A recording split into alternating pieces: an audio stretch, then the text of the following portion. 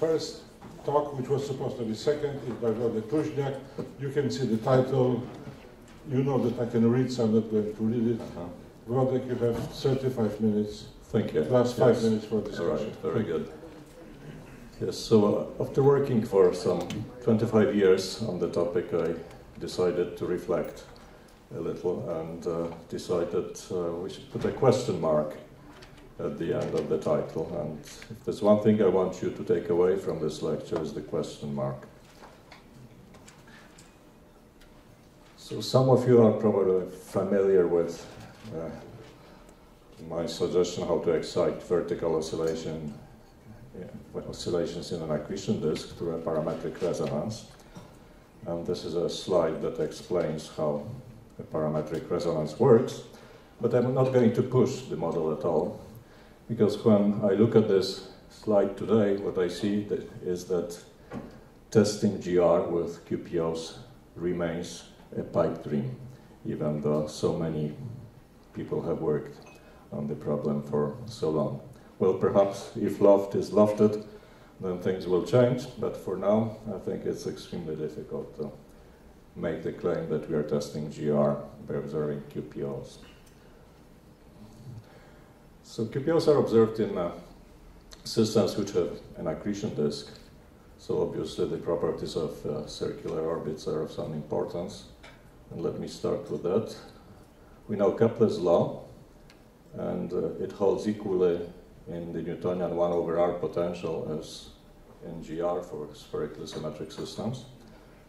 And this is, of course, the reason why one of the three classic tests of Einstein's gravity, although it involved the orbit of Mercury, it did not involve the period of Mercury, but the precession of an orbit that was slightly non-circular. So in fact, it is important to consider non-circular orbits. And in that context, epicyclic frequencies come up naturally because you can decompose an orbit that is not circular into two motions. One is circular and the other is to and fro. And in Newtonian 1/r gravity, these frequencies are degenerate, so we have closed orbits. And in Schwarzschild, the to and fro motion is a little slower, so by the time Mercury or any other particle, test particle, executes this to and fro motion, it has executed more than one turn, so the orbit precesses. And of course, we've heard many talks in this conference, and I'm going also to discuss epicyclic frequencies in the context of QPOs, because this is what we are hoping we are measuring.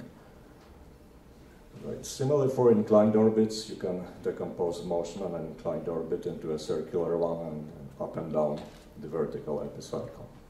So these epicyclic frequencies are a little different in GR than they are in Newtonian 1/r potentials. But if you're looking for a really dramatic difference, you should look at the distribution of angular momentum.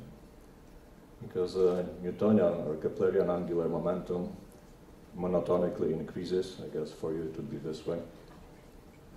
And that is a condition for stability of circular orbits. So in Newtonian 1/r potentials, the orbits are stable, all circular orbits are stable. But in GR, in fact, the angular momentum has a minimum, and inside the minimum, the orbits are unstable because angular momentum no longer increases monotonically. And this leads to dramatic consequences, which we all hope to see someday. And this is, in particular, if you look at the inner part of a disk, you see a hole. So this is what we are looking for, a hole in a disk. And if there's this Schwarzschild object here, you can also hope to see the disk twice or more times as the photons loop around before they get to the observer through this hole. So this is the qualitative feature of GR circular orbits that we are hoping to test. After this introduction, let me tell you about QPOs. QPOs definitely by themselves are not a relativistic phenomenon because they occur in white dwarfs, and in white dwarfs GR is not important. So this is a white dwarf QPO. These are three representations of the same thing. This is taken from a paper by Mosch 2002. This is SS Cygni. And there are some lower frequency QPOs at the lower end of the spectrum. And there's a very nice non-coherent, because it has some width, peak. So there is a single solitary QPO, and for future reference, let me point out that there's only one such QPO, and in particular, there are no harmonics of it. So you see now they get twice the frequency, and now they get half the frequency. Okay? So this is what a QPO looks in a non-GR system. Now, excuse me. Now, the fact that you see such a frequency may seem surprising when you consider that Keplerian orbits are scale-free. So Newtonian 1/r gravity is scale-free. And of course, Keplerian motion has been tested exquisitely over, I would say, at least 7 orders of magnitude and mass and distance in the solar system. If you go from the motion of, say, the Apollo spacecraft around the moon to the motion of Neptune to around the sun. And the point is, once again, let me repeat it because it's very important, that this graph, this curve is scale-free. So if you've tested it, the shape of the curve in one regime, you believe it works in another regime as well. So of course, if you want a particular frequency to appear, then you must pick a particular radius, and this is what happens in our accreting systems. So if you have a white dwarf, the white dwarf has a radius, and that radius picks out a frequency, presumably. Speaking of this binary system, let me return to the Keplerian orbits. Again, this is a digression. So we all believe, and I think Jeff McClintock reminded us several times in this conference, that astronomers measure the mass from some binary systems by considering the period. Okay. But if you look at this system, an 8-hour binary or an 11-minute binary, and such binaries are now, it's an extrapolation of some 4 or 5 orders of magnitude from our solar system. So if you're going to believe Kepler's laws for this binary system, I see no reason why you should not believe that Kepler's laws also hold for the accretion disk, which is a further 4 orders of magnitude. So first of all, I'm going to trust Kepler. And second of all, if I may make a small critic, it seems if you want to measure, for example, the size of the system by reverberation and then map out the orbital frequencies, then all you're doing is really testing Kepler's laws, not you are anyway.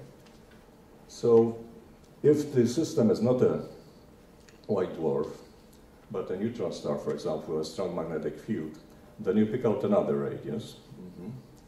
And before I get to that, let me state forcefully that, in fact, this disk that you see here in an artist's impression is a body of fluid very near equilibrium. And any body of many degrees of freedom can execute various motions, and in particular may have different modes. And some of those modes, as we know, may correspond to QPOs. All right, so there are 3 possibilities. Newton tells us that we pick out a stellar radius, like in white dwarfs. If you trust in Maxwell, then you say the accretion disk may be truncated further out at the Alphen radius. If you believe in Einstein, then you say, okay, there is a particular radius picked, the gravitational radius. Einstein theory is not scale-free. I've already shown you the first example, QPO in a white dwarf. So let's go to the second example, and that's by Luigi Stella. But to explain it first, I want to show you an artist's impression of an accretion disk and the still prevailing model and the first model of QPOs, and that is that there is a spot. There is a spot that rotates around a central object. And this does not work, and not for any theoretical reason, but as I'm going to show you on the next transparencies from observations. We know that rotating spots do indeed give you a nice frequencies, but they do not give you frequencies that anything like the QPO that I showed you from SS Cygni. And the reason, okay, so what I'm going to illustrate now is an observation, an old observation of a pulsar. So with a strong magnetic field which pushes the disk out, and some of the matter is going to be channeled onto the top of this non-axisymmetric object, the magnetic pole of the neutron star. the neutron star rotates, and you see a very nice, beautiful, coherent frequency at the period of the rotational period of the neutron star. But in addition to this period, you see harmonics. And this is the point. Spots give you harmonics. So QPOs cannot be explained by spots. In addition, this system also shows you a QPO, also at a frequency of a fraction of a hertz, so very similar to the white dwarf case, which corresponds to a very large radius, characteristic radius. And this radius, or this frequency, corresponds to the inner Keplerian frequency in an accretion disk, if you believe that you are talking about a 10 to the 12 Gauss dipole in a neutron star. So I think from the two examples I've shown you, I think you can believe that there is a characteristic frequency picked out close to the inner radius of the disk. And now you can ask yourself, well, suppose I remove the magnetic field, okay, and I observe that hole in the disk of Einstein. Then what frequency do you get? Okay, and obviously you get a frequency of several hundred hertz for a black hole and kilohertz for a neutron star. Now, if you want to test GR, then what you want to do is not to measure the spin from the size of the hole, but to predict the size of the hole from the spin that you measure otherwise, and then to compare the two. And to do that, you put a neutron star inside the hole. You measure the mass from the binary motion, Tesla. You measure the rotational period of the neutron star, because it pulsates, like any pulsar does. And then you have both the spin and the mass, and you can predict the size of the hole. And then if you measure the frequency in motion around the size of the hole, then you can compare two numbers, the predicted one and the observed one. And to be doubly sure, you can also measure a time delay in between the disk and the star. So when we wrote this down more than 25 years ago, we were not clever enough to think of microsecond capability of instruments, so we're considering the time delay of inflowing matter from the inner edge of the disk to the surface of the star. But in the beautiful presentation of Didier Barret, was it yesterday or the day before? We have heard a statement that there is a time delay which he measures, and we have heard a statement that the frequency that he measures, the frequency he measures is an orbital frequency. So I think this observation of his, or similar ones, potentially could in fact test the size of the black hole in the disk. So the question is, are we testing GR if we measure the size of the black hole? And I'm going to return to that in a second. But first, let me show you a QPO in a neutron candidate neutron star systems, COX-1. And the puzzle, of course, is that there are two such peaks, and right away, this is the first, I think, published kilohertz QPO. Comes from 1996, Van der Klis. And already, if you look closely at the scale, which probably you can see that one of the peaks is at 600 and the other at 900, and they are in a 2-to-3 ratio. So it is not clear that, in fact, you're observing two independent frequencies. All right, so now let me go back to theory. The radial epicyclic frequencies in all cases known to me in GR is lower than the orbital one.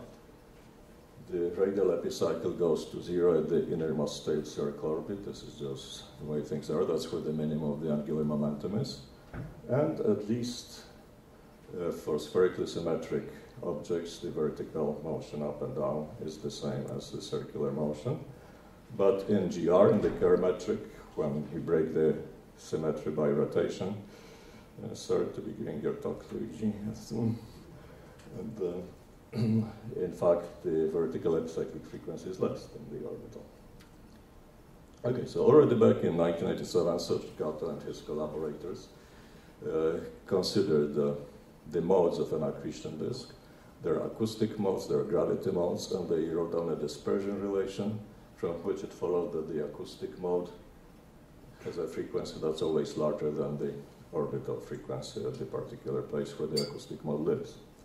However, the gravity mode, the so-called G mode, has a frequency that has to be lower than the radial epicycle. So if this is a plot, the lower curve is a radial epicycle, which which goes to 0 at the ISCO and has a maximum. You can trap a G mode.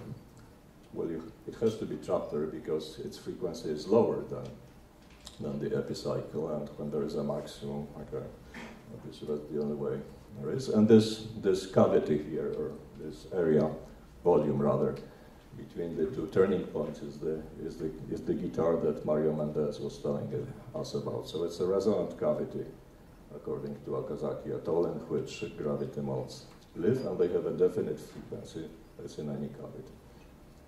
So this was a prediction, I guess, of QPOs back in 1987, and this is still a viable model. And before I discuss consequences of this model, let me show you a figure of the three frequencies. So once again, for Schwarzschild, this spherically symmetric case, the vertical epicycle and the orbital frequency are the same.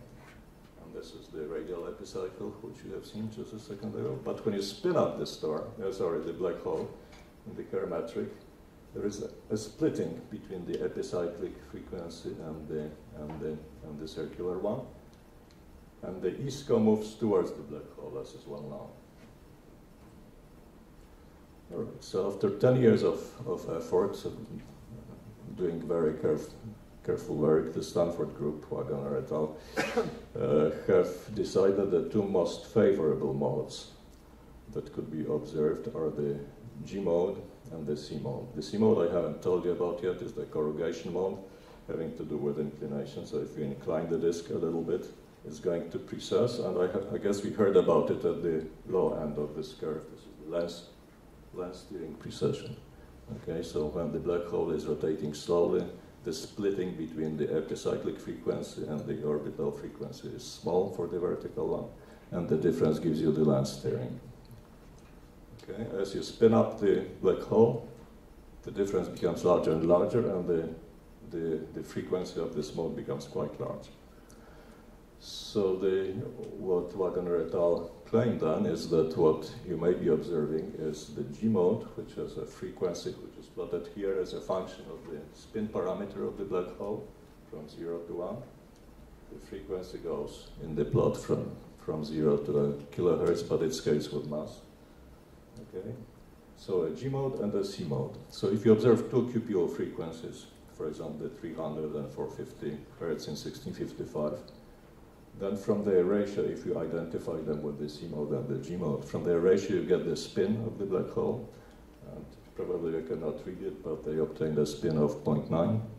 And from the actual value of the frequency, because the frequency scales with mass, you get a mass. And they got a mass of about 6 solar masses, which is consistent with observations of the results. So it seemed that the problem was cleaned up many years ago. Okay, there was a theory worked out carefully, which actually predicted QPOs and which agrees with observations and gives you reasonable values of the mass and the spin.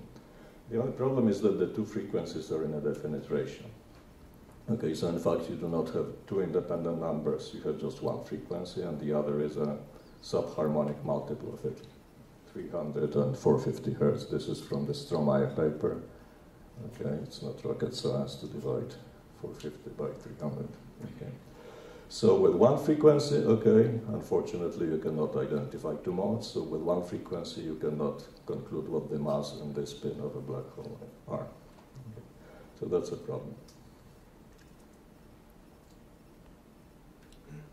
All right, so let us now, as a sideshow, consider another possibility, that in fact these frequencies, which seem to be in definite ratios, have nothing to do with GR at all. Okay, so there are two sources, the two twins, the 1915 and the recently discovered 1791, which show very interesting ratios, which we heard about earlier in the week. Okay, so possibly the ratios suggest a sequence like 5 to 3 to 2, a subharmonic ratio, and such ratios are not unknown in astronomy. Let me tell you about period doubling now in stars. So there are pulsating stars, at least 3 classes that we know of and that we can explain very well, with periods ranging from a fraction of a day to a month, okay, in which which are measured now with exquisite accuracy. So this is a light curve of one of such stars. Okay, beautiful pulsations. This is magnitude as a function of time. And when you look at it, you think at first that two cycles are plotted. But if you look more carefully, you see that the two cycles are different. So in fact, you do not see one period, but you see a period, and it's double. This is period doubling. And for this particular type of stars, this has been predicted by a theoretical model 25 years ago. So it is well understood. So here is a theoretical plot of the velocity of the surface of the star as a function of the radius of the star. So you take a spherical star that pulsates, okay, and you follow the pulsations both in velocity and radius. So it's almost like a harmonic oscillator. Harmonic oscillator would give you a circle, but it's not strictly harmonic, so it's slightly distorted. But you know, the velocity goes up, the radius increases, and the radius decreases, and the velocity is negative, and you have a nice cycle. And there's one parameter in the system which you can take to be the temperature. And if you ramp up the temperature, a very interesting thing happens. Okay, the period doubles. If you ramp it up further, there is a further doubling. It's just like in the classic papers of Feigenbaum, which explain the route to chaos. Okay, so it's well understood, and period doubling in the time domain corresponds to a frequency halving. I don't know how to pronounce this. Anyway, so you get subharmonics, and this is the sequence of subharmonics in the BL Hercules star. You see 1 half, 5 halves, 7 halves. Why you do not see 3 halves, nobody knows. Okay, it is known that in these pulsating stars, when you predict frequencies, some of them do not show up in real systems. Okay, but at any rate, theoretically, you have a series: 1 half, 3 halves, 5 halves, 7 halves, and this is quite similar to the frequency ratios seen in the black hole QPOs. So it is quite possible, although we do not understand the disks as much, or even hardly as much as we understand stars, it is possible that this fluid system simply is doing what fluid systems like to do, okay, and that has nothing to do with GR. All right, so back to QPOs. All right, in addition to the black hole QPOs, which are plotted here, I took the value from Remillard and McClintock, and I was very pleased today to hear Tommaso saying that he does not deny that 4 such systems exist with two high-frequency QPOs. Okay, there are 4 systems in which the ratio is a nice 3:2 ratio. Okay, and this is the red line which goes through them. And the other points, the colored points, are neutron star systems. The green ones are SCOX-1, and I've drawn a line. And you can see that it lines up very well. And a plot like this, the frequency plot, was actually pioneered by Michał Bursa in his PhD. Mm-hmm. All right, so this is a scattering of frequency relation for the QPOs, kilohertz QPOs seen in neutron stars. Interestingly enough, if you make a histogram of the frequency ratios, it has a nice peak around 3:2. So perhaps it is not a random accident that the plot I showed you from Van der Klis had a 600 and 900 hertz frequency. But I'm not going to talk about the frequency ratio. Let's just talk about the metric and the epicycles around rapidly rotating neutron stars. Okay, if the neutron star is rotating slowly, then it's very similar to a slowly rotating black hole.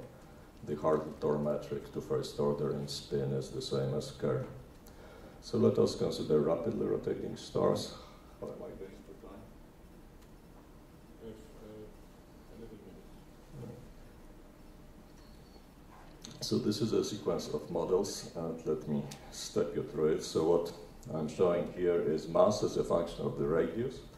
If the star is not rotating, there is a 1-to-1 correspondence. So this is, for example, the black curve here. Well, technically, this is not a neutron star, it's a quark star for reasons which I will explain later. So, but the ideas are very similar. So there is a mass-radius relationship, and if you spin up the star, then the radius grows because the star becomes flattened, but also it becomes centrifugally supported quote unquote, so the density, the mean density drops, so it becomes, the equatorial radius grows at any rate. Okay, so here's a sequence of rotating models up to the maximum rotation rate, equatorial mass shedding of a particular mass, say 1.4 solar mass gravitational. Okay. And from these models, which were computed by Dorota Rosiniszko et al., with the RNS code of mixed circulars, I picked two models, one rotating at 600 Hertz and one rotating at 1200 Hertz roughly. Okay. And I'm going to show you the orbital and epicyclic frequencies of those models. So focus on the black first of all. Okay. This is the radial epicycle at the bottom, and then there is the orbital, and almost on top of it the vertical epicycle. And this looks just like one of those parametric plots. For example, this one, a slight splitting between the epicycle. The vertical epicycle is below the orbital, and the radial epicycle. Okay. So now the expectation was that when you increase the spin rate of this star, you would see the same thing as in the Kerr metric, that the splitting will increase. The ISCA, which is the zero of the radial epicycle, will be drawn in towards the star, and the maximum of the epicycle, the radial epicycle, will increase. But this is not what happens at all, sorry. If you look at the red curve, which is the model rotating at 1165 Hertz, almost twice as fast as the black model, in fact, the maximum of the epicycle went down.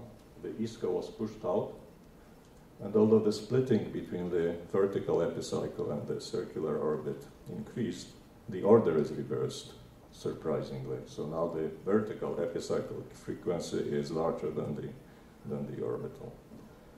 Okay, this is a computation done in full GR with a state-of-the-art code, so there is no question this is accurate. The question is, why are there departures from the Kerr metric? And the answer is very obvious. Okay, here the star is flattened, so it has higher multiples, and these multiples cause these effects pushing out of the ISCA and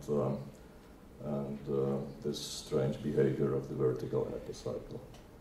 So to test this reason, you can repeat the calculation in the Newtonian regime.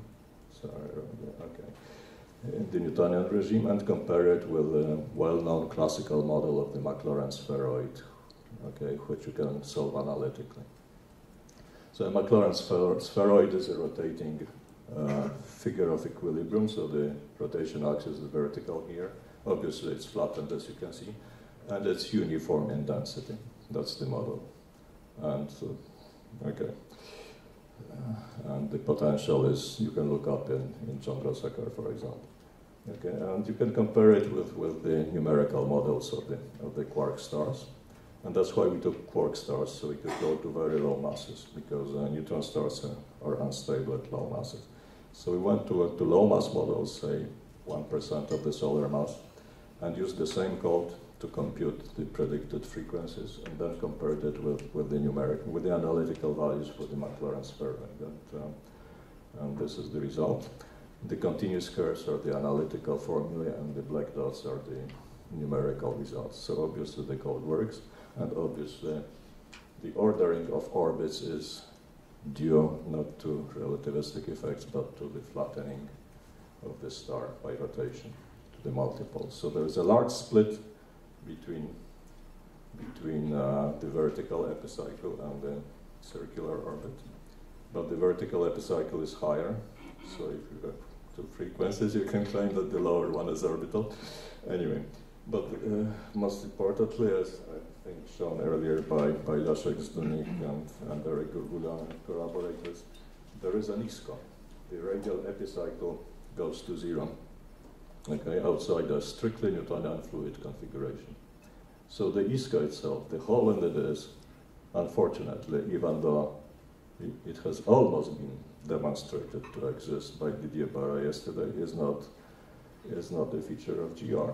So, much as I hate to say it, okay, unfortunately, the things we were looking for so hard for all these years are not necessarily features of GR.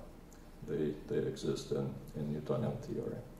So it would be marvelous to measure them through X-ray observations, either of QPOs or reverberation or whatever other iron line methods you may have. And you will learn a great deal about accretion systems, I think, and about neutron stars and black holes, but you are not going to test GR. You have to assume a theory of gravity and see if from that assumption with the best physics that you have, you can explain the data. I think that's what the game is. Thank you.